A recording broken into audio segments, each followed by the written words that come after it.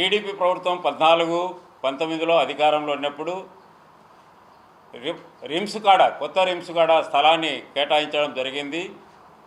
5 కోట్లు డబ్బు కూడా కేటాయించడం జరిగింది. కానీ అది ఫారెస్ట్ ల్యాండ్ అవ్వడం వల్ల, అలాగే ఆ ఫారెస్ట్ వాళ్ళు కేటాయించకపోవడం వల్ల ఆ స్థలము క్యాన్సల్ అయింది. అలాగే ఆ 5 కోట్లు కూడా ఎనికిపోవడం జరిగింది. ఇకపోతే 19-24 మధ్యలో వైఎస్ఆర్సీపీ వచ్చిన తర్వాత వైఎస్ఆర్సీపీ నాయకులైనటువంటి అప్పటి మేయర్ అయినటువంటి సురేష్ బాబు గారు అయితేనేమి, అలాగే అంజద్ బాషానా అయితేనేమి, అలాగే రవీంద్రారెడ్డి గారు అయితేనేమి, అలాగే మన కడప ఎంపీ గారు గౌరవనీయులైనటువంటి అవినాష్ రెడ్డి గారి సహాయ సహకారములతో ఈ కార్యక్రమం మళ్ళా ముందుకు తీసుకోవడం జరిగింది. ముందుకు తీసుకోవడంలో ఈ స్థలం నడి ఒడ్డున ఉన్నది ఐడెంటిఫై చేసడానికి మా బీసీ సంక్షేమ సంఘ సభ్యులు తీవ్ర ప్రయత్నం చేసిన తర్వాత ఇది ఫలానా చోట ఉంది అని కలెక్టర్కి చెప్పిన తర్వాత మండల రెవెన్యూ ఆఫీసర్లను పంపించి ఈ సర్వే చేసి ఇవ్వచ్చు అని చెప్పిన తర్వాత మెడికల్ డిపార్ట్మెంట్ హ్యాండ్ ఓవర్లో ఈ సైట్ ఉంది కాబట్టి, ఈ స్థలం ఉంది కాబట్టి దీన్ని కూడా మీరు ఆర్ఎంఎస్లో అంటే సూపరింటెండెంట్తో మీరు పర్మిషన్ తెచ్చుకోవాలని అప్పుడు గిరిధర్ డాక్టర్ గారు అయినటువంటి వారితో పర్మిషన్ తీసుకొని రావడం జరిగింది. ఆ పర్మిషన్ లెటర్ కూడా కలెక్టర్ గారికి ఇవ్వడం జరిగింది. కలెక్టర్ గారికి ఇచ్చిన తర్వాత వారు ఈ 20 సెంట్లు శాంక్షన్ చేసే ముందు అధికారికంగా కొన్ని మాట్లాడాలి కాబట్టి అవినాష్ రెడ్డి గారితో వాళ్ళతో ఇట్లా మాట్లాడిన తర్వాత సరే మాట్లాడతారులేండి అని చెప్పడం జరిగింది. మేము ఈ మధ్యలో సురేష్ అన్న గారితో కావచ్చు, అలాగే అంజద్ అన్నతో కావచ్చు, లోకల్గా ఉన్న రవీంద్రనాథ్ రెడ్డితో కావచ్చు మాట్లాడడం జరిగింది. సరే మీరు పోయి ఎంపీ గారితో కలవండి అని చెప్పేసి వాళ్ళు ఫోన్లు చేయడము, మేము పోవడము, 2-3 మాటలు తిరగడం జరిగింది. జరిగిన తర్వాత సింహాద్రిపురంలో ఉంటే అన్న పొద్దున్నే పోయి మేమందరం కూడా 20-30 మంది బీసీ సంక్షేమ సంఘ సభ్యులు మా అధ్యక్షులతో కలిసి పోవడం జరిగింది. పోయిన తర్వాత అన్న అక్కడ 2 ఎకరాలు ఉంది స్టేడియం దగ్గర, అక్కడ ఇస్తాము, మీరేమైనా ఇబ్బంది పడకుండా చూడంటే లేదు అన్న మేము బీసీలుగా చెప్తున్నాము, బీసీలో ఓట్ల బ్యాంకు అని చెప్పేసి మా మహిళలు ముఖ్యంగా ఆ రోజు ఫైర్ అయినారు అన్న దగ్గర. ఫైర్ అయి చెప్తే సరే మీకు నేను కలెక్టర్కి ఫోన్ చేస్తానని చెప్తే మేము స్పందనలో విజయరామరాజు గారు కలెక్టర్గా ఉన్నప్పుడు కలవడం జరిగింది. కలిస్తే ఏమంటే అక్కడ వస్తాను కదా డెవలప్మెంట్ ఏరియానే కదా, మీకు రిమ్స్ పడినప్పుడు ఏమి ఇబ్బంది ఏం లేదు కదా అని చెప్పడం జరిగింది. లేదు సార్ మా బీసీ బిడ్డలు పాత బస్టాండ్లో దిగితే వాకబుల్గా ఉంటేనే మేలు, మళ్ళా వాళ్ళు 100, 200, 300 పెట్టాలంటే మా బీసీ బిడ్డలు పెట్టలేరు, బీసీల బిడ్డల కోసమే మేము ఈ బీసీ భవన నిర్మాణము అనేది చేపట్టడం జరిగింది అని చెప్పడం జరిగింది. సరే మీరు మరొకసారి ఆలోచన చేసి మీ కార్యవర్గ సమావేశాన్ని ఏర్పాటు చేసుకొని బుధవారం 6 గంటలకు రమ్మని చెప్పాడు. సోమవారం కలిసిన తర్వాత బుధవారం 6 గంటలకు విజయరామరాజు గారు వారి ఛాంబర్లోనే పిలిపించి గౌరవనీయులు కలెక్టర్ గారికి మరి గురిగా ధన్యవాదాలు చెప్పాలి. ఆ సందర్భంలో వారు పిలిపించేసి ఏమన్నా ఏం ఆలోచించినారు, ఏం కథ, ఏమి ఆలోచించారంటే లేదు సార్ ఆ 20 సెట్లే కావాలి, అదైతే బాగుంటుంది, మాకు మా పిల్లల భవిష్యత్తు కూడా బాగుంటుంది అని చెప్తే సరే పోండి కేటాయించినాను అని చెప్పేసి చెప్పడం జరిగింది. ఆ బీసీ సంక్షేమానికి లెటర్ రాస్తూ బీసీ సంక్షేమ అధ్యక్షులైనటువంటి మా లింగమూర్తి గారికి దీన్ని అడ్రస్ చేస్తూ శాంక్షన్ చేసినట్టు కూడా చేయడం జరిగింది. అలాగే ఈ బీసీ భవన్ కట్టేదానికి ఒక షెడ్ నిర్మాణం కావాలి కదా, మెటీరియల్ వేసుకునేదానికి ఒక షెడ్ అనేది ఎవరైనా కడతారు కన్స్ట్రక్షన్ జరిగినప్పుడు, ఇది వాస్తవం. మీరు షెడ్డు కట్టుకొని అలాగే అక్కడున్న పాత భవనాలు కూడా తీసేసే బాధ్యత మీదే అని చెప్పడం జరిగింది. ఇక్కడున్న పాత భవనాలు కూడా తీసేసే బాధ్యత మీదే, మీ డబ్బుతోనే తీసేసుకోండి, మీ డబ్బుతోనే ఇది కట్టండి, ఇది మనం కూర్చోండేది కట్టుకోండి, కన్స్ట్రక్షన్కు వాడుకోండి. కన్స్ట్రక్షన్ వాడిన తర్వాత కామ్రేడ్ ఇక్కడ చూడండి, temporary shed for reminding of BC welfare activities అన్నాడు. దీని అర్థం ఏమో మీరే చెప్పండి సోదరా మీడియా మిత్రులు. ఈ బిల్డింగ్ అయిపోయిన తర్వాత దీన్ని మీ బీసీ యాక్టివిటీస్కు వాడుకోండి అని చెప్పడం జరిగింది. ఓకేనా? అది ఒక అంశం అయిన తర్వాత దీన్ని బీసీ భవన్ నిర్మించాలంటే డబ్బులు కావాలి. డబ్బులు లేనిది ఏది కాదు. మనము స్టేట్ గవర్నమెంట్కు రాస్తే 50 సెంట్లు పైన ఉంటేనే బీసీ భవన్ నిర్మాణం చేస్తాము, లేకుంటే చేయము అని మనకు లెటర్ ఇవ్వడం జరిగింది. ఇచ్చిన తర్వాత ఏం చేయాలా? మేమందరం అలా సమావేశమై సురేష్ బాబు అన్న దగ్గరే సమావేశమై, అన్న ఈ మాదిరి ఉంది, ఇలా పరిస్థితి ఉంది, మనం ఏం చేస్తాము చెప్పండి. ఎందుకంటే ఆయన కూడా మాకు బీసీ పెద్ద, బీసీ నాయకుడు, ప్రజాప్రతినిధి కాబట్టి ఆయన కలవడం జరిగితే ఆయన ఏమన్నాడు, అన్న మనమే చందాలు వేసుకున్నామని దాదాపు ఒక 10-20 మందికి ఆయనే ఫోన్ చేసి సరే ఓకే అని ఆయన కూడా 2.5 లక్షల రూపాయలు చెక్కు కూడా ఇచ్చినాడు.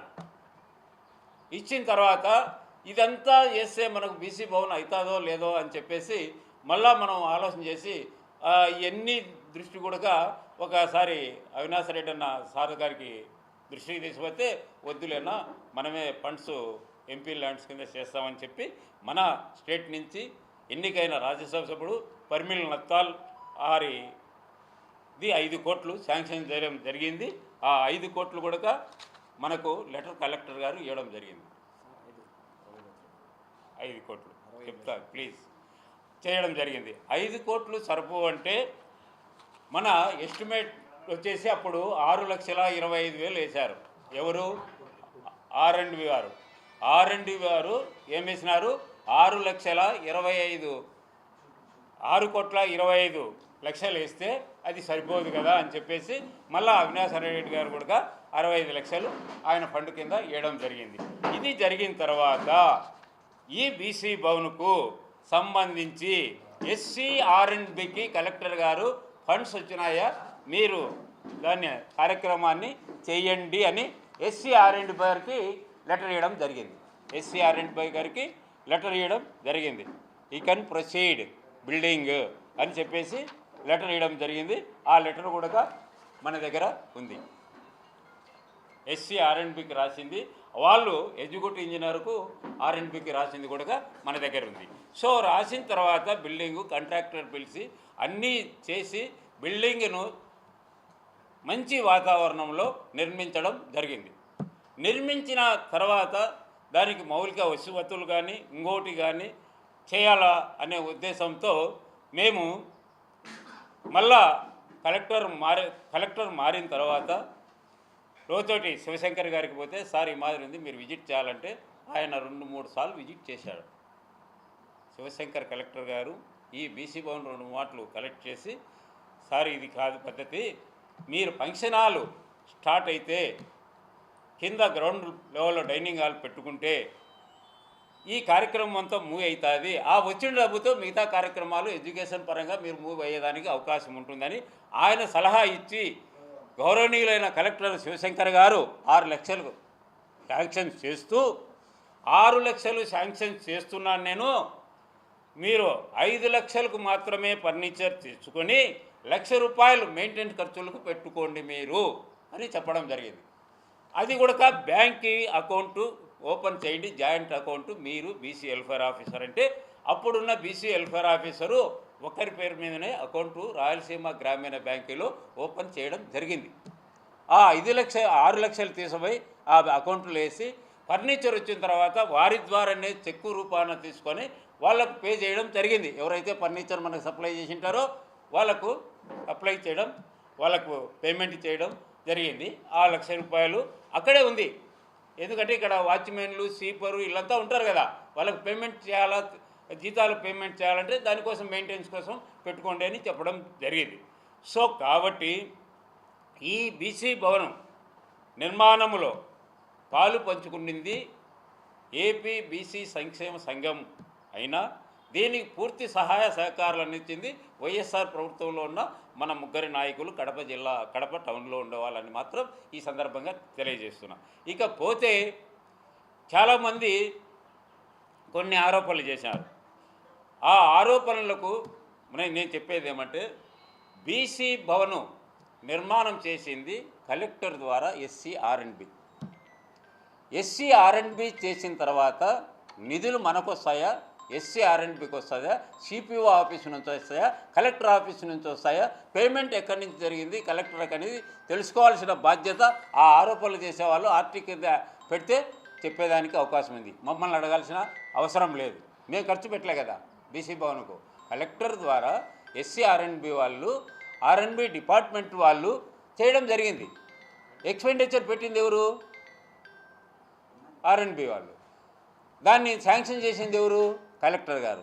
మనం శాంక్షన్ చేయలే, మనం ఎక్స్పెండిచర్ పెట్టలే బిల్డింగ్ పైన. సో కాబట్టి వాళ్ళని అడగాల్సిన బాధ్యత వాళ్ళ పైన ఉంది. దానిపైన 10% తీసుకున్నారు, ₹1 కోటి తీసుకున్నారు అనేది అభియోగం చేస్తున్నారు. ఇప్పుడు ఇక్కడ నేను దానిపైన ఛాలెంజ్ చేసేది ఏమంటే, వాళ్ళు నిరూపించాలి ఆ పద్ధతిని, లేదంటే లీగల్గా మూవ్ అయ్యేదానికి మేము రెడీగా ఉన్నాము. అలాగే దీనిపైన మనం ఇక్కడ కూర్చునే దానిపైన కబ్జా చేశాడు మా అధ్యక్షులు లింగమూర్తి అని అన్నారు. కాదు, మీకు ఇప్పుడే లెటర్ చూపించాను. మన గౌరవనీయుల కలెక్టర్ గారు శాంక్షన్ చేస్తే దానికి సెట్ రాజకీయ పదవులు ఇవన్నీ మేము ఎప్పుడు అడగడం లేదు. మేము సంక్షేమ సంఘం కోసమే పనిచేస్తాము, సంక్షేమం కోసం పనిచేస్తాము. రాజకీయ కుర్చీ కానీ రాజకీయ పదవుల కోసమే ఈ సంక్షేమ సంఘంలో ఎవడు కూడా కృషి చేయడం లే. ఒకవేళ కృషి చేసినా వాళ్ళ పార్టీలో మా వాడు ఉన్నాడు, అతను ఎదిగేటప్పుడు మీరు సహాయం చేయను, వానికి మేము సహాయం చేసేందుకు ముందు ప్రయత్నం చేస్తున్నా కానీ మాకు ఇవన్నీ మేము ఎప్పుడు అడగడం లేదు రాజకీయ నాయకులు కూడా. కాబట్టి దృష్టిలో పెట్టుకొని మీరు, ఎందుకంటే రాజకీయ నాయకులు కూడా ఒక పక్షాన్ని చూడగాకండి, 2 పక్కలు చూడండి. ఎందుకంటే 2 పక్కలు విన్న తర్వాత నిర్ణయం తీసుకొని మీరు కూడా మాట్లాడాలి. రాజకీయ నాయకులు ఎట్లంటే అట్లా మాట్లాడకూడదు బీసీ సంఘం గురించి. కాబట్టి ఈ బీసీ భవన్కు మాకు సహాయ సహకారాలు ఇచ్చినటువంటి ప్రతి ఒక్క రాజకీయ నాయకులు కూడా ఈ బీసీ సంక్షేమ సంఘం తరపున కృతజ్ఞతలు తెలియజేసుకుంటూ సదా మేము రుణపడి ఉంటాం. మాకు అవసరమైనప్పుడు ఎల్లవేళ మీరందరూ కూడా మా వెంట ఉండాలని మిమ్మల్ని ప్రత్యేకంగా కోరుకుంటున్నాం. ప్రతి ఒక్కరూ తప్పనిసరిగా యూట్యూబ్లోకి వెళ్ళి కడప వార్తను లైక్ చేయండి, సబ్స్క్రైబ్ చేయండి.